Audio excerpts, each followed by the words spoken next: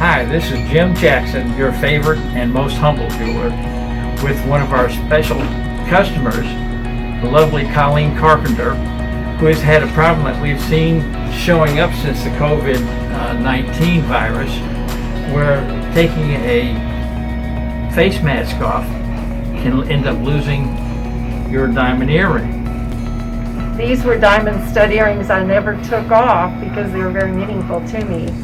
And pulling my mask on and off my face like that, I realized that I'd pulled off my left earring and I couldn't find it.